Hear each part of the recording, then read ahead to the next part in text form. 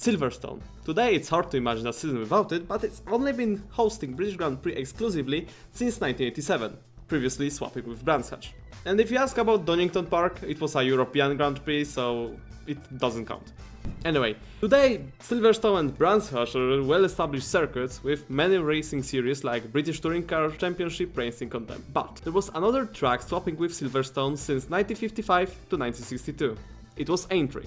Aintree, in 1950, was a well-established circuit for horse racing. FIA, then CSI, has seen the potential in it because of its facilities. In just 3 months, at the beginning of 1954, at cost of 100,000 British pounds, Aintree Grand Prix circuit was built. At first, the circuit was anti-clockwise, and it hosted its first Formula 1 Grand Prix in its just first month of existing. Although it was a non-championship event, and I really don't care about them.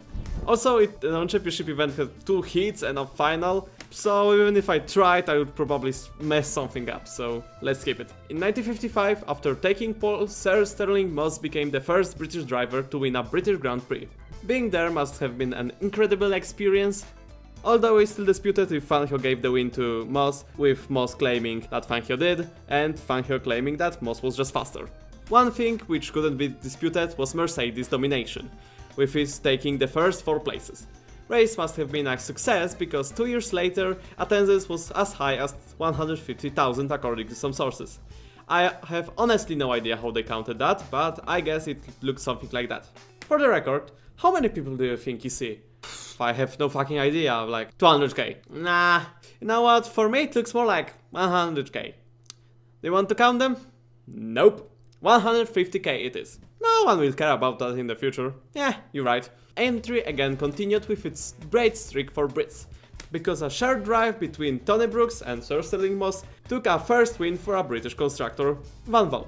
Attendance kept increasing, I wonder why, and in 1959 they all could witness a race completely dominated by Jack Brabham, who just missed a Grand Slam, and a little known guy called Bruce McLaren, something like that, to his first podium. In 1961 and 1962, great and bad news happened for the Aintree. Let's start with good news. It hosted British Grand Prix 2 years in a row. And bad news? It was only because track declared that 1961 edition will be its penultimate British Grand Prix. Von Trips took his last win in 61 before his death, and in 1962 Jim Clark took his first Grand Slam. Just 2 years after its last Grand Prix, half of its Grand Prix layout was demolished, leaving only Club Circuit, which actually remains to this day.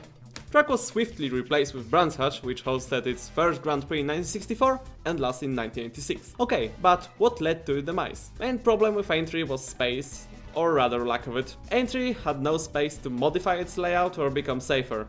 It simply has become a slave of its location. Plus, with its having to fight with 82,000 British circuits, and with cars getting constantly faster in those times especially, honestly, there is no chance that the track would make it further than 66, when new regulations were introduced.